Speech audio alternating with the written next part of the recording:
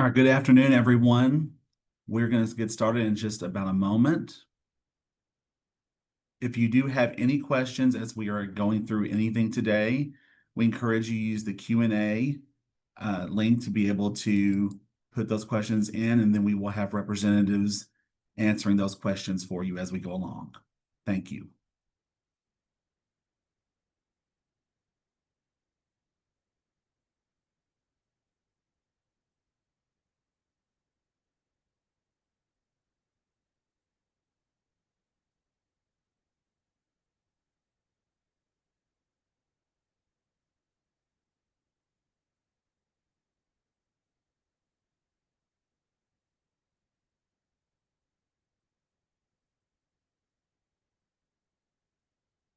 All right, I'm showing 12 o'clock, so we're going to go ahead and get started.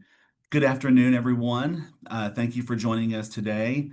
I'm Chris Barnes. I'm with the Office of Early Childhood, and we are providing some information today on some updates on the School Readiness Assistance Program and some reminders for you all for our providers. This session today is really designed to walk all of you through the recent updates and reminders about the School Readiness Assistance Program, and will include some changes to rates, co-payments, and eligibility that we have been able to work through. Our goal here today is to make sure that you have a clear understanding of what has changed and why those changes were made, and how the Office of Early Childhood will continue to support you during this transition. If you do have any questions as we move through the information, we do encourage that you place those in the Q&A section, and an OEC representative will assist in answering those. We want to begin by reaffirming OEC's ongoing commitment to our providers. Since announcing the SRA changes in late September, we've heard from many of you about the challenges these changes have created. In response, OEC has taken several steps, such as implementing quality enhancement payments to stabilize our programs, convening our Early Childhood Commission and setting emergency meetings for those, and supporting a diverse working group to help shape next steps. Our message today is very simple. We want to make sure that you understand that we're listening, we're learning, and we're committed to partnering with you to build a stronger, more sustainable childcare system. To give some context, this slide here shows the broader picture of the early childhood funding in Arkansas. We receive support through several key programs, including the Child Care Development Fund, which is the bulk of the funding that we get for SRA, the Arkansas Better Chance Program, which is our state-funded programming, and then the Head Start, Early Head Start funds that are funding Head Start programming across the state that we do not necessarily directly receive as far as funding into our office, but it does fund programs out in our state. Together, these programs invest over $350 million in Arkansas's early education system, with each one focusing on access, quality, and family support in many different ways. Zooming in on the Child Care Development Fund, this is the federal block grant fund that supports SRA. We receive roughly $127 million annually, and federal regulations dictate to us how those funds are distributed. About 70% must go directly to child care services, 12% are set aside for quality activities, and no more than 5% can be used for administration. This means the state has to operate within some very strict parameters, balancing the stability of the program as well as the access for our families, which is why we've had to make some adjustments along the way. So let's talk about the key milestones that have been taking place in the last several weeks. As you recall, on September 19th, OEC announced new rates and co-payment changes. We quickly heard from many of our providers and our families about the impact of these changes. And on September 29th, quality enhancement payments were introduced to help stabilize programs with our providers. Those payments began alongside with the new rates on October 1. Then on October 15th, the Early Childhood Commission met to review the program funding and sustainability. Following that meeting, the commission created an emergency working group to address provider concerns and develop recommendations. This group, made up of providers, researchers, and policymakers, met throughout late October. Their recommendations were approved by the commission on October 30th and accepted by OEC on November 3rd. The updated rates, which we'll review next, took effect retroactive on November 1st. Let's talk about those recommended changes from the Early Childhood Commission Emergency Working Group. So here we have three different areas that the Early Childhood Commission tasked the Emergency Working Group to work on. They asked them to work on suggesting recommendations for rates, for co-payments, and for eligibility. On rates, the group advised tiered incentives that reward quality with a base rate and two quality tiers. They also recommended shifting funding to better support infant and toddler care, so moving that primarily from school age to infant and toddler care.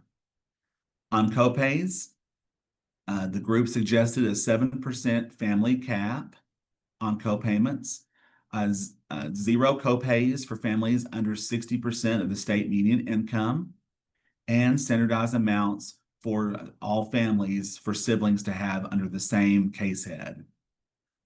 For eligibility, the group recommended raising required work hours from 20 to 32 hours per week. They also suggested removing the lifetime limit for families to access SRA and to allow childcare workers to bypass the wait list to qualify for SRA.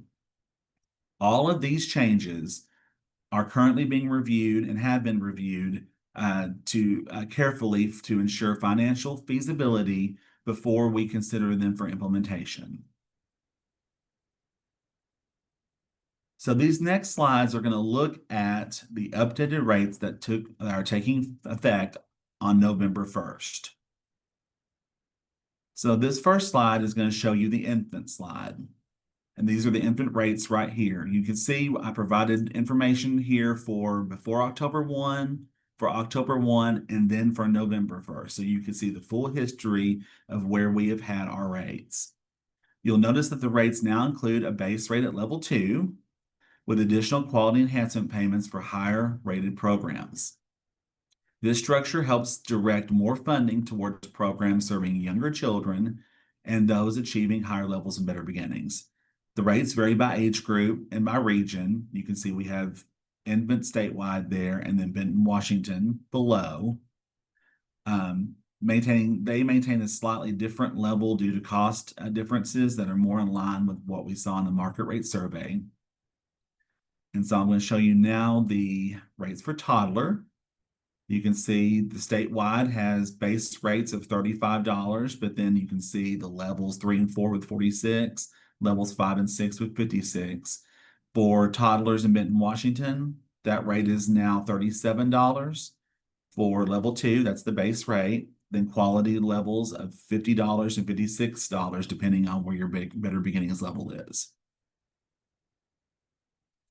Then you see in the preschool rates, those are the same, both in Benton, Washington County and statewide at $33 for base care, and then for levels 3 and 4, $38, and $47 for levels 5 and 6.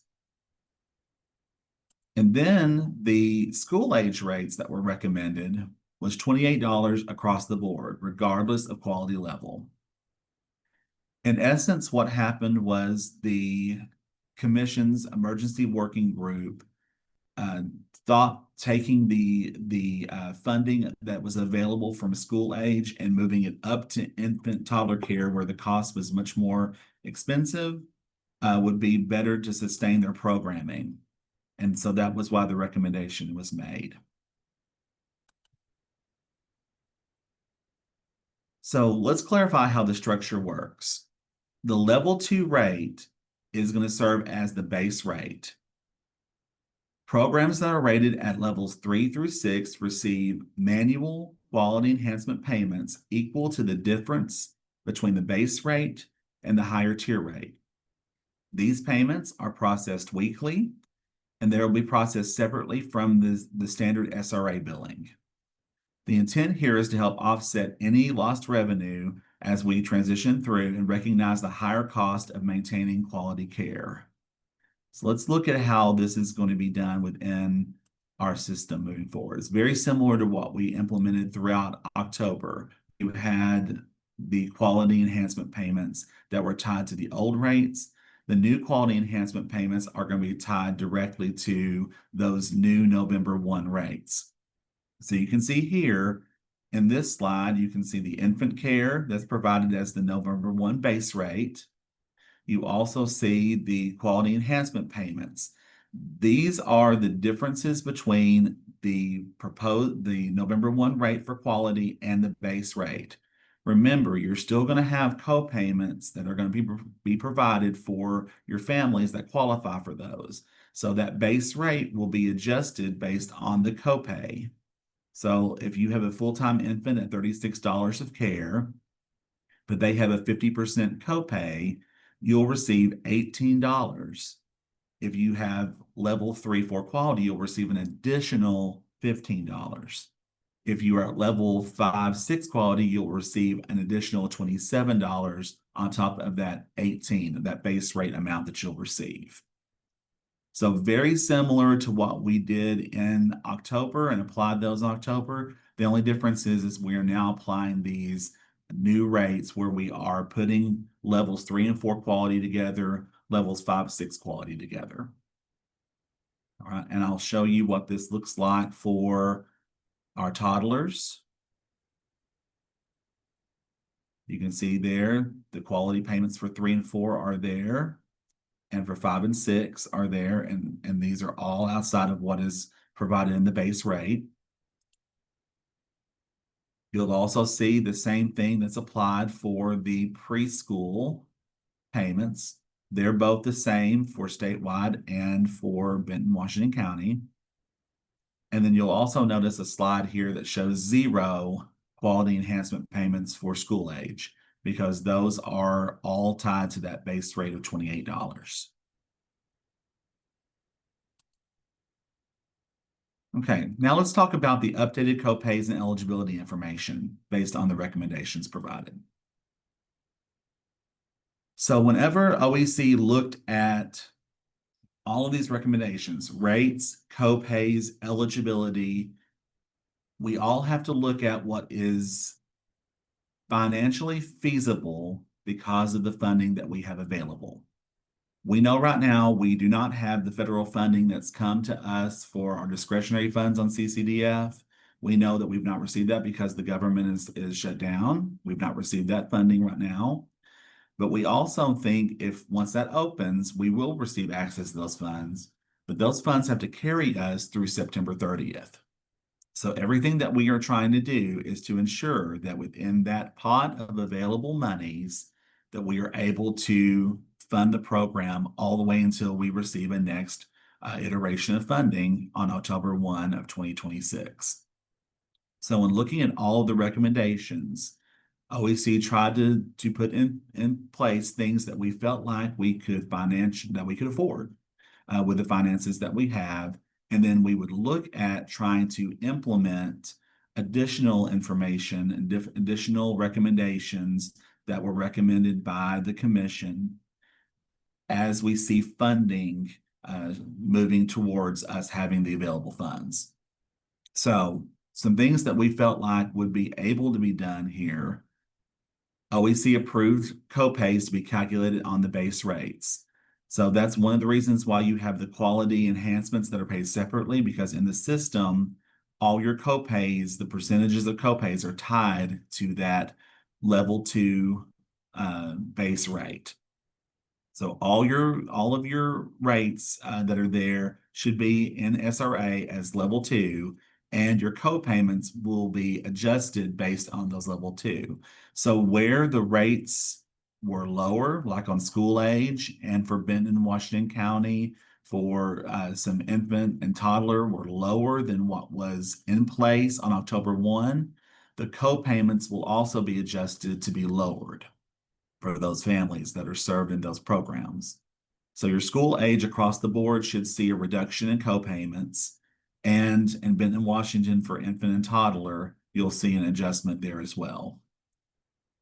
OEC also approved the increase for the weekly number of hours required from 20 hours to 30 hours. This was to be implemented at the family's redetermination.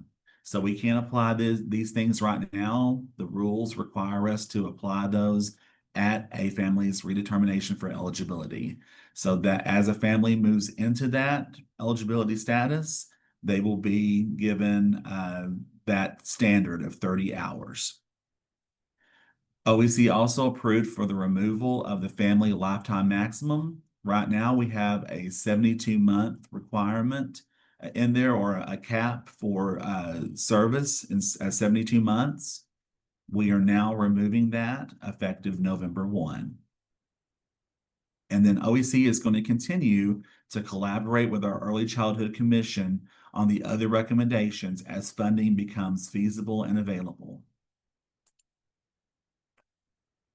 Here are some additional updates and reminders for you all.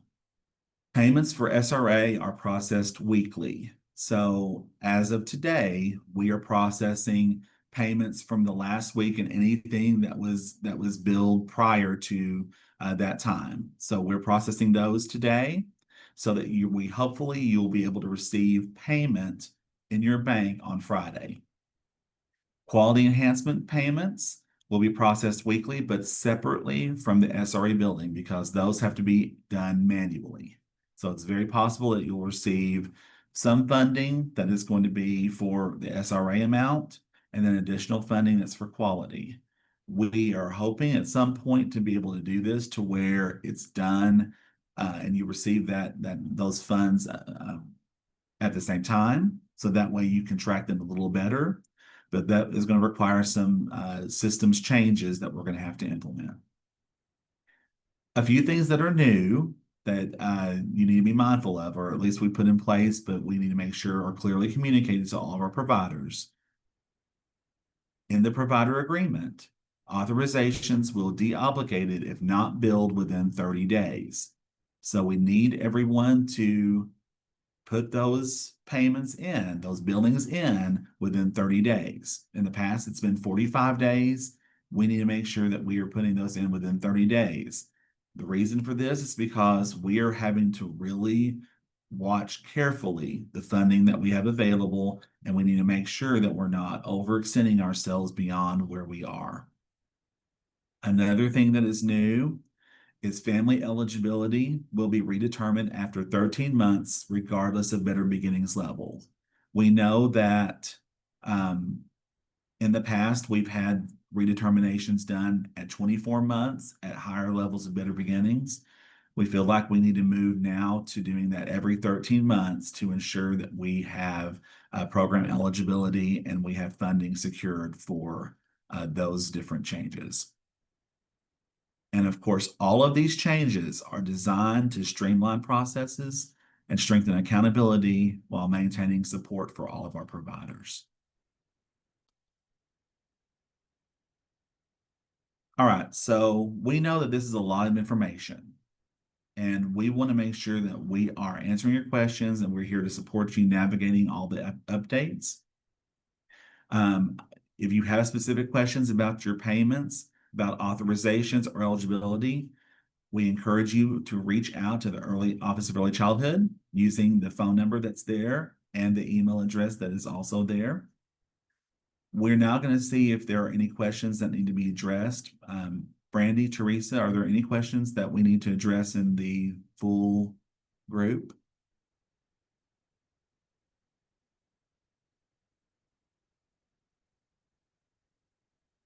Chris, there is a question. It looks like someone would like you to revisit co-payments and the caps.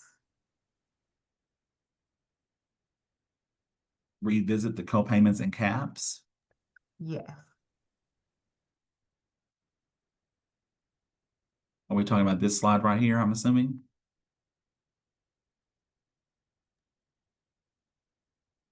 I think So, it's about the caps for if there are going to be caps for co-payments. We said we are looking into that right now to see if whether that's going to be something feasible for us. Of course, we would love to be able to do all the recommendations that are provided by the commission's working group, but we have to make sure that those are in line with where we are financially to ensure stability. So we're looking at all those currently, and so there will be additional information that will come to you.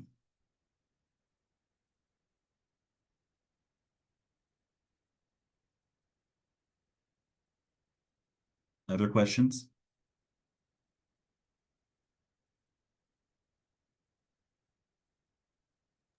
Any updates on the wait list that you would like to share? We are working through those. Of course, we have our priority one that are established. We have those populations that are foster care, homeless, special needs. All of those are our priority level ones, our priority ones, and they are not on the wait list. Everyone else is on the wait list until we are able to determine that there's available funding to put them off of the wait list.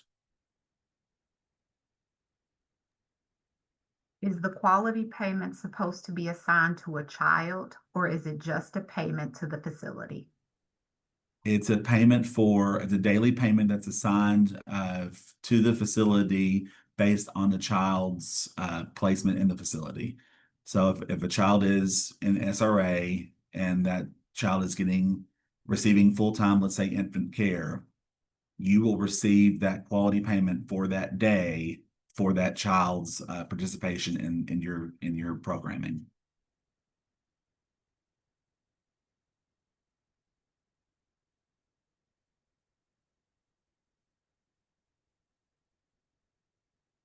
There is a question about another calculator for the quality enhancement payments, and will they receive one? We could work on that, definitely. There's one question says, just to clarify, are the one-time initial incentive grants still available upon achieving a higher quality rating? Those are no longer available.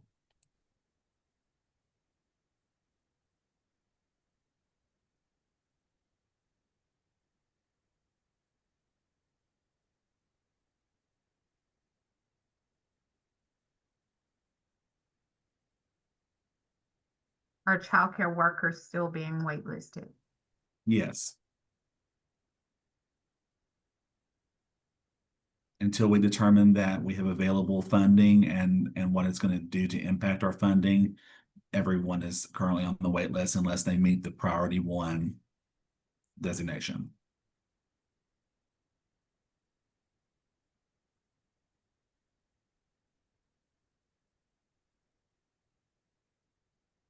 There was a question regarding the teen parents, but I think you've already addressed that regarding how we're looking at the priority list. Yes.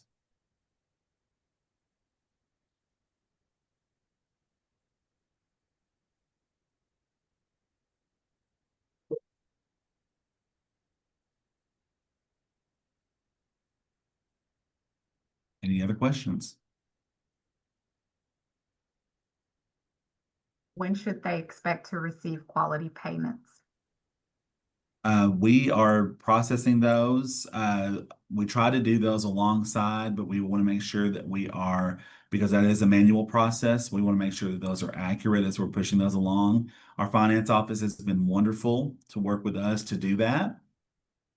We are hoping that we'll be able to process those to where there should be a couple of day delays. We want to make sure they're processed within the same week, and that really all kind of depends on how fast your bank is on when you're going to get it. But we want to make sure that if we process all the regular payments on Tuesday, that by Friday we're processing the quality payment enhanced payments. Chris, can you talk a little bit more about what a provider will see in their portal in regard to the rates and how it's a difference from what is shown on the screen in regard to what the rate is? So everyone should see the level 2 rates applied They will not see the levels 3, 4, 5, 6. They'll see that base rate, just like we saw whenever it was October. You would see the base rate on there because the level 2 is the base rate. And then any co-payments that are done on the authorizations, there will be a co-payment percentage that is applied to that base rate. And so each authorization should show you a state designated rate. It should show a co-payment amount, and then the amount that the provider is expected to receive from school readiness assistance from the state. It's still the obligation of the provider to obtain the co-payment amount from the families to offset that reduction in the state payment that would be to that rate. So if the rate is $36 and you have a 50% copay, the amount that we will give you for that care will be $18, and you would be expected to receive $18 from the family. Now, if you are, let's say, level 3 and 4, and let's say your rate is $50 for care, you would have an additional quality amount that you would receive in addition to the base rate. So you could have that $15 plus the $18, and that would be the amount of overall funding that you would receive on that child per day. It's very similar to what we did in October, all the way through the month of October. It's very similar to that process. The only difference is now we have rates that are assigned. Those new base rates are assigned, and those new quality ratings are now assigned being November 1.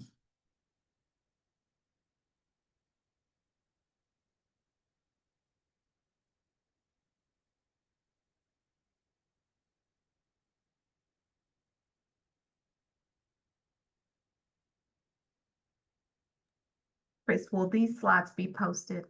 Yes, we will post them on our website under the School Readiness Assistance tab.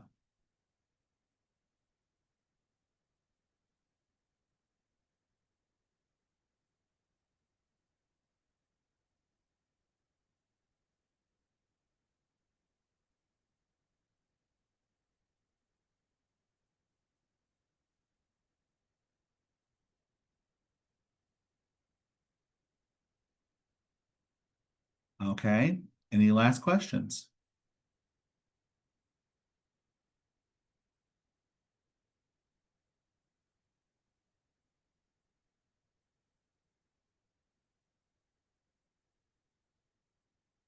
All right. I think that we now have answered everyone's questions. We want to make sure that you understand that if you do have any questions outside of this webinar, that you are able to contact us at the Office of Early Childhood at the phone number there given, as well as address any emails to that email address. And we will do our very best to answer your questions and to provide you with as much support as possible. We thank you so much for your partnership, for all you do for Arkansas's children and families. And we hope that you have a wonderful rest of your day. Thank you.